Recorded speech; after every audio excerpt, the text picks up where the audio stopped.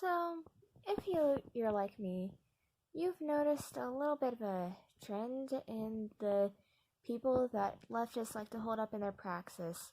If you're an anarchist like me, a lot of anarchists will hold up Kropotkin if Bakunin and his anti-Semitism put people off.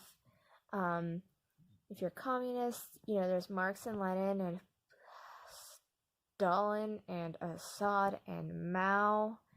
But you know what you really don't see whenever you see like this long list of obscure people that people always say to read? Women. And I know that there are a lot of people right up in arms right now spitballing one of two names: Emma Goldman and Rosa Luxemburg. And, if you run across an especially smart cookie, Lucy Parsons. But whenever you see the long list of leftist men, there's not really as long a list as influential leftist women. And I wanted to find out about the history of women in the old left when back in the spring semester. Boy, did I find something. And this is the story of one of those great women. Once upon a time in Oklahoma, before it even was a state, there was a family, a large one, a married couple with 9 kids, 5 boys, 4 girls. The youngest of these children was named Ida Mary. Whenever she was 13, her older sister and her mom had passed away, leaving her with the household duties of taking care of essentially 6 men. She stayed in this position until she was in her 20s. She did have an escape, though. When she was 16, she joined Eugene Debs' Wobbly Party, and she described herself as on fire for politics. She joined the suffragette movement, and she fell in love, and she eventually got married and moved away with her husband because of the anti-wobbly sentiment.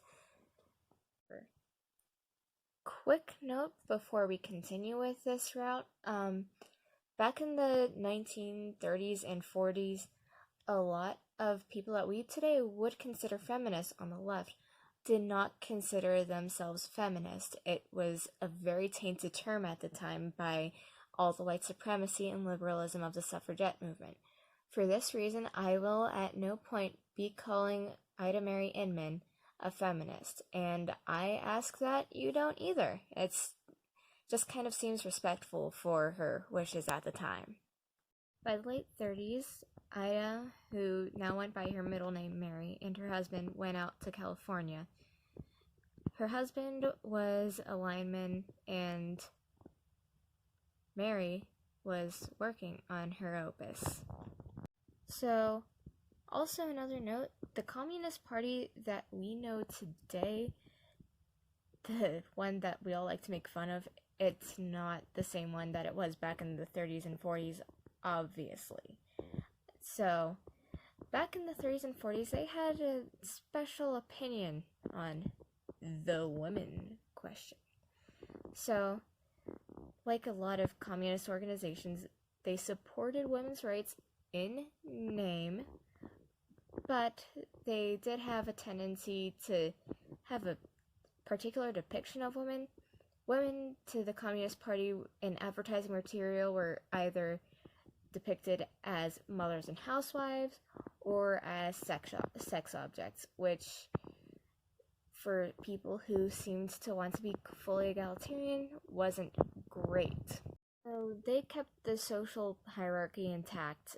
They welcomed women into the party, but they weren't very often encouraged to speak or become leaders, and their stance on the women question was women should be employed and stop leeching off your man, ma'am. So it was in this time when the Communist Party was as open as it would ever be to Marxist analysis of their thinking that Mary wrote her opus.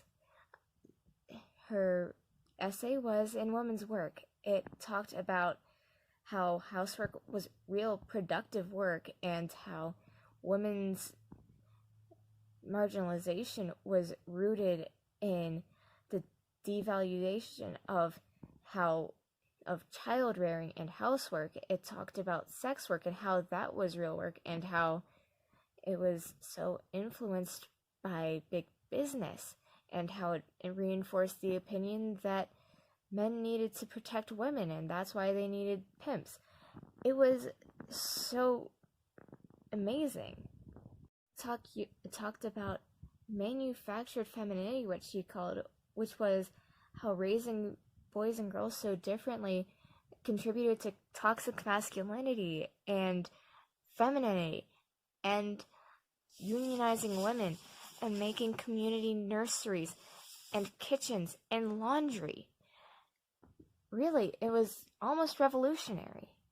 The book was so popular in the American Communist Party that it sold out of 3 printings in 1941, and a lot of these stances eventually became adopted into the material of the Communist Party. I've never read in Women's Defense. I can't find it anywhere. I looked through my university's library system, not just my branch campus, the entire library system, including online files. I can't find it. I couldn't find it on any website that hosts PDFs. For all I know, it's been lost to the winds of time. Alright?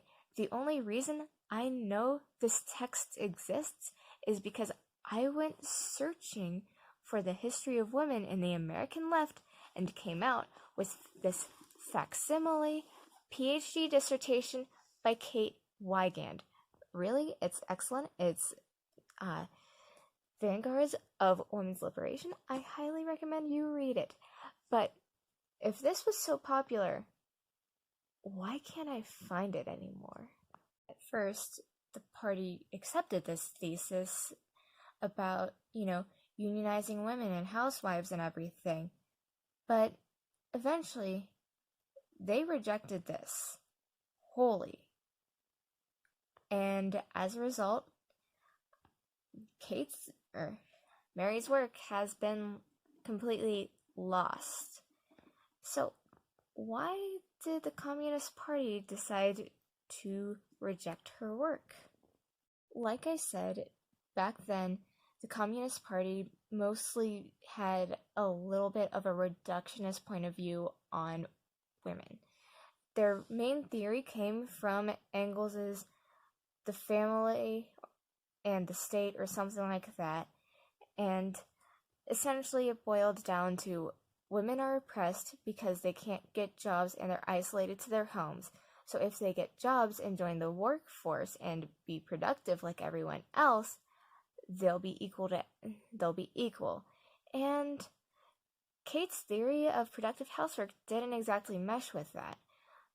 For some reason, people thought that it was just like how reactionaries want to restrict women to the home, but Inman never said she wanted to restrict women to the home, and in fact endorsed raising children gender neutral. She wanted people to recognize that work was real and valid, and not that leftist women were broodmares like how actual reactionaries see women and housework. She wanted to show them that women, because they rely on their husbands, are just as much subject to their bosses as their husbands are. And so, on March 14th, 1941, Ida Mary Inman was canceled. No, seriously. She taught Marxist classes for the party schools, and she had her class interrupted by 3 party leaders who decided to take their beef onto the lecture hall about how women's work isn't productive. And this escalated to arguing her thesis throughout the rest of the semester her class got canceled at the end of the semester, and then in August, she had a meeting with party leadership in California, and this was not a good faith meeting. Both sides came in very defensive, and within a matter of a couple of hours, it devolved into sectarian name-calling. That's not anything like we have now. Inman left the party in October of that year, and the following year, Mary went hog wild.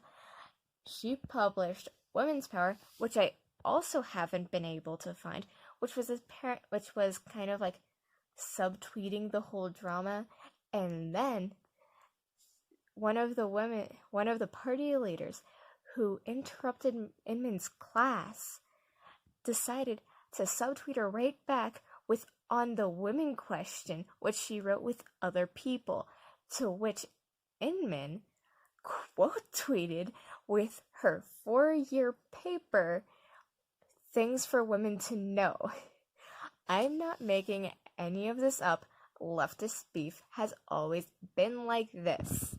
Well, what can we learn aside from the fact that the American left has not changed since the 1940s?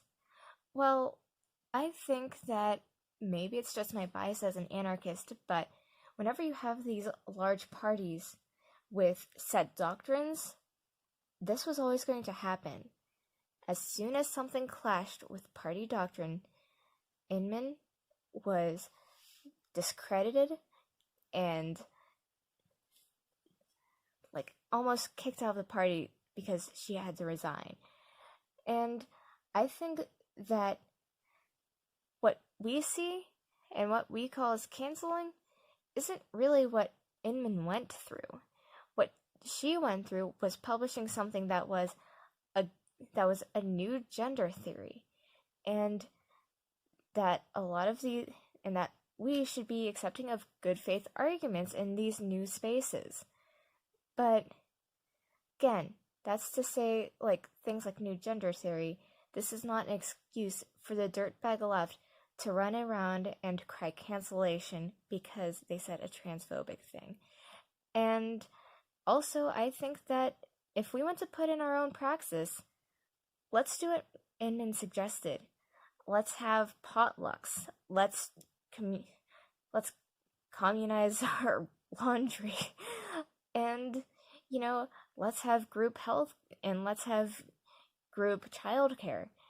It's what she would have wanted. It's what the Communist Party would have wanted. And it's what's best for praxis if we keep calling LeftTube a bunch of people that don't know how to do praxis.